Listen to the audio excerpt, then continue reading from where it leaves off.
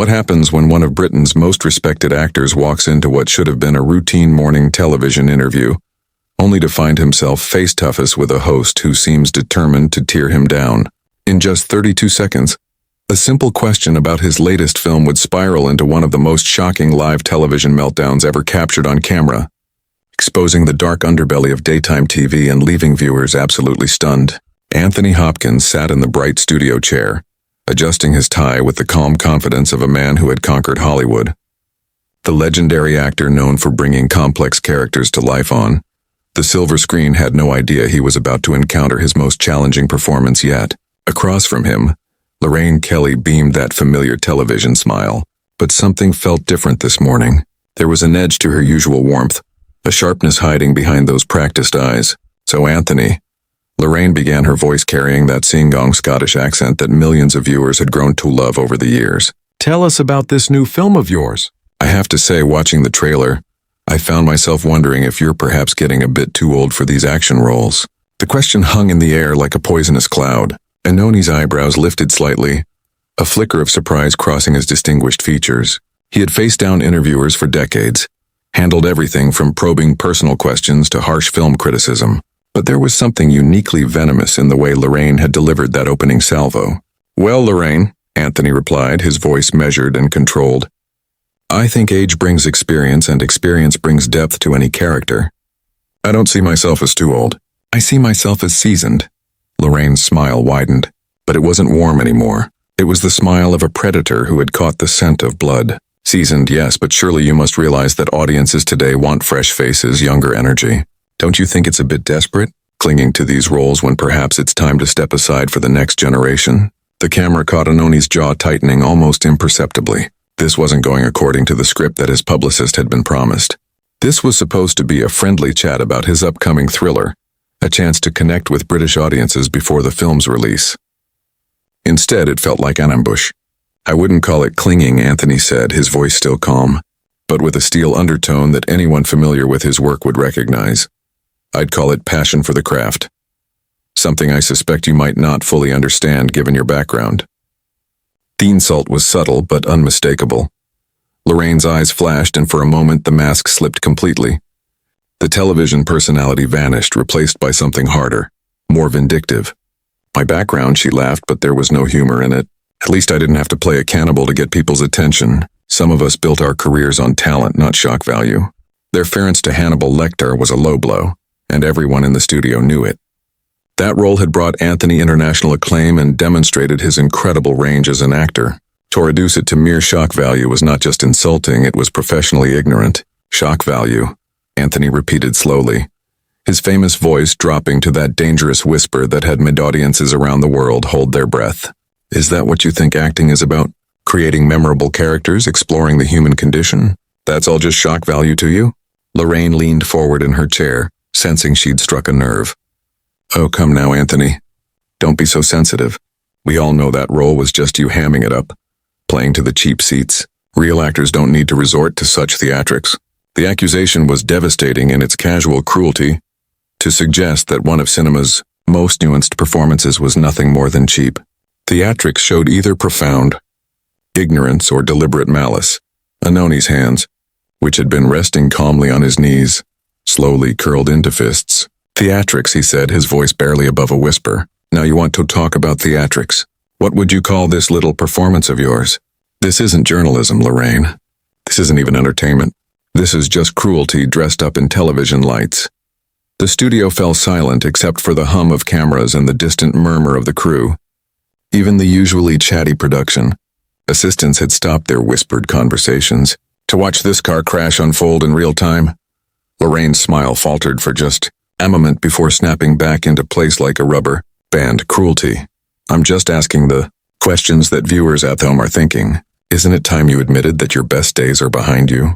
That maybe, just maybe, you're holding on to something that's already slipped away." The words were designed to cut deep, to find the insecurities that every aging performer carried. But Anthony Hopkins was not just any performer. He had faced down his own demons, conquered addiction, rebuilt his life and career from the ground up. He had stared into the abyss and emerged stronger. "My best days," he said, rising slowly from his chair. are the days I choose to define as my best, not the days that some failed television presenter decides to judge from her little morning show throne.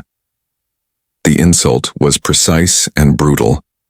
Lorraine's face went white, then red, as if someone had slapped her on live television. The failed television presenter comment had hit its mark perfectly, referencing yearly career struggles and the years it had taken her to find her footing in the industry. Failed? She sputtered, her composure cracking like ice on a frozen pond. Failed? I've been on television longer than most people have been alive. I've interviewed prime minister, celebrities, royalty. Who are you to call me failed? Anthony stood now, his full height making him tower over the seated host. You've interviewed them? Yes, but have you ever actually listened to what they were saying? Or were you too busy planning your next cruel little dig? The cameras were still rolling, capturing every moment of this unprecedented breakdown. In living rooms across Britain, viewers were grabbing their phones, recording their televisions. Knowing they were witnessing something that would be talked about for years to come, Lorraine shot to her feet, her chair spinning behind her. How dare you? How dare you come on my show in my studio and speak to me like that? You think because you won some awards decades ago that you can treat people however you want? Awards he won by respecting the craft, Anthony replied, his voice growing stronger, more commanding. By treating my colleagues with professionalism. By understanding that being on television is a privilege, not a right to tear people down. The words hung between them, like a gauntlet thrown down in an ancient duel. Lorraine's face was now a mask of pure fury. All pretense of television professionalism abandoned, her hands were shaking. Whether from anger or adrenaline, no one could tell. The studio lights seemed to burn brighter, casting harsh shadows across both their faces as they stood locked in this battle of wills. Privilege. Lorraine's voice cracked like a whip. You want to talk about privilege? You think you can waltz in here with your Hollywood attitude and lecture me about television? I built this show from nothing. I earned my place here while you were off playing dress-up in movies. The accusation was petty and desperate, the kind of attack that revealed more about the attacker than the target. Playing dress-up as if decades of masterful performances of bringing complex characters to life, of moving audiences to tears and terror could be reduced to something so childish. Anoni's eyes narrowed, and for a moment, everyone in that studio could see exactly why he had been so convincing as Hannibal Lecter. There was something predatory in his stillness, something dangerous in his calm. Playing dress-up, he repeated, his voice soft but carrying the weight of barely contained fury. Is that what you think I do? What we all do. You sit here in your little bubble, reading words off a teleprompter that other people wrote for you, asking questions that other people researched for you, and you have the audacity to mock the craft of acting. Lorraine stepped closer, invading his personal space in a move that would have intimidated most guests. But Anthony Hopkins was not most guests. He had played kings and monsters, heroes and villains. He had commanded stages and conquered screens. A morning television host trying to bully him was almost laughably insignificant. At least I'm real, she shouted, her voice echoing off the studio walls. At least I don't hide behind characters and scripts. I face the world as myself, not cowering behind some made-up personality.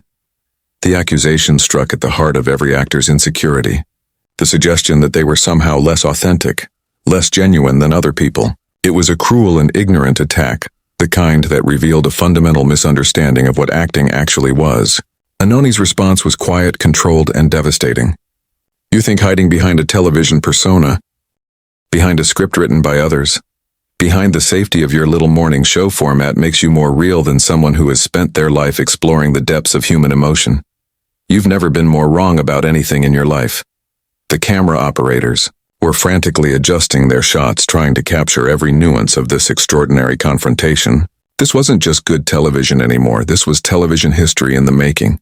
The kind of moment that would be replayed and analyzed for years to come. Human emotion? Lorraine laughed, but the sound was harsh and bitter.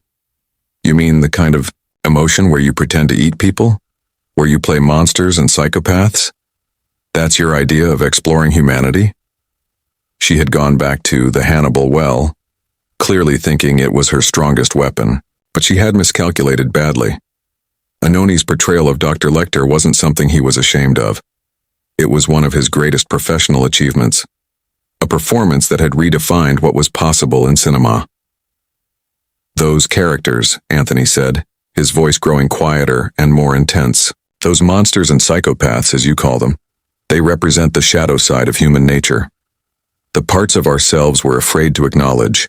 Playing them requires more courage, more honesty, more genuine emotion than anything you've ever done in your safe little studio. Lorraine's face contorted with rage. She had started this interview thinking she could easily dominate an aging actor, reduce him to a stammering defensive mess for the entertainment of her audience. Instead, she was being systematically dismantled by a master of his craft who refused to be bullied. "Safe little studio," she screamed. "This is live television. Anything could happen. There's no director to call cut. No second take if I mess up. This is real pressure, real stakes." Anthony actually smiled then, and it was not a pleasant expression. It was the smile of someone who had just heard something so absurd that they couldn't help but bemused. "Real pressure," he said, savoring the words. "You want to talk about real pressure? Try performing King Lear in front of 2,000 people knowing that every word, every gesture, every breath you take will be judged by critics and audiences who understand the material better than you do. Try carrying 100 million film on your shoulders, knowing that hundreds of people's jobs depend on your performance. That's pressure, Lorraine. This is just you throwing a tantrum on live television." The comparison was brutal in its accuracy. Whatever pressures Lorraine faced in her comfortable morning show format palled in comparison to the challenges that Anthony had conquered throughout his career. The studio audience, which had been silent up to this point, began to murmur among themselves. They had come expecting a pleasant morning chat with a beloved actor. Instead, they were witnessing a complete professional meltdown from their host. Some were pulling out phones.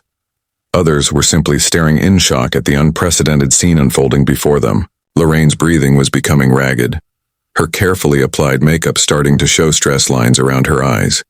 She'd painted herself into a corner with her attacks, and now she was lashing out like a cornered animal.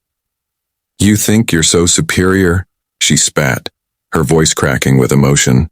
"You think because you're Anthony Hopkins, because you have an Oscar, because Hollywood loves you, that you can come here and humiliate me in front of my audience? Well, I have news for you. This is my show, my studio, my rules." The possessive pronouns came fast and furious, revealing the desperate, territorial instinct that was driving her behavior. This wasn't about journalism or entertainment anymore. This was about power and control, and she was losing both rapidly. Anthony remained perfectly still, letting her words wash over him like rain off a mountain. When she finally stopped shouting, the silence that followed was deafening. Then in that famous voice that had commanded attention in theaters and cinemas around the world, he spoke. "Your show," he said quietly. "Your studio. Your rules. And yet with all that power, all that control, the best you can do is try to tear down someone who came here in good faith to talk about their work. What does that say about you, Lorraine? What does that say about who you really are when the cameras are rolling?" The question hung in the air like an executioner's blade. It wasn't just an attack on her professionalism, it was a challenge to her very character, her moral center, and judging by the way her face crumpled, it had hit its mark perfectly. "How dare you question who I am?" she screamed, her voice reaching a pitch that made several crew members wise. "I've been doing this job for 20 years. I've helped people. I've brought joy to millions of homes. I've made a difference." But even as she said the words, they rang hollow in the hostile atmosphere she had created. The joy and warmth that had supposedly defined her career were nowhere to be seen.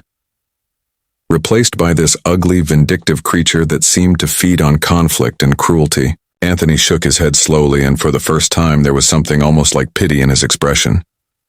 "You want to know the difference between us, Lorraine? When I play a villain, when I portray someone dark and twisted, I'm exploring the character, trying to understand what makes them tick. You don't need to explore cruelty. You just stare cruel. This isn't a performance for you, this is who you are." The words landed like physical blows.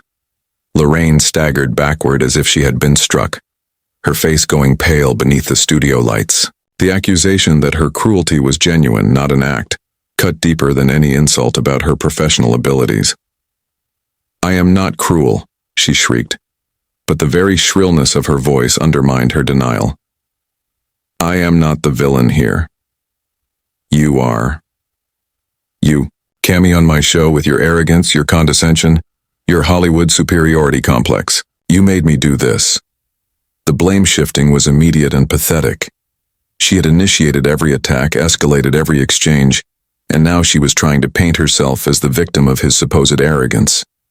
It was a textbook example of someone who'd completely lost control, trying to rewrite history in real time. Anoni's response was measured and final.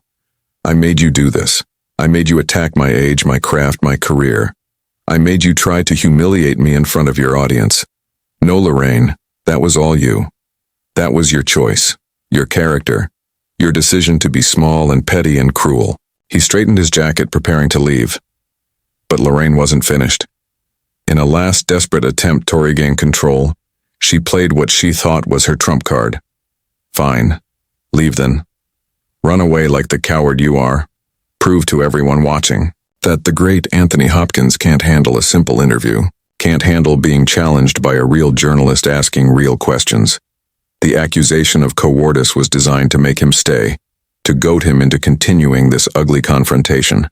But Anthony Hopkins had not survived decades in one of the world's most challenging professions by taking bait from small-minded bullies. Real questions, he repeated, his voice filled with quiet contempt.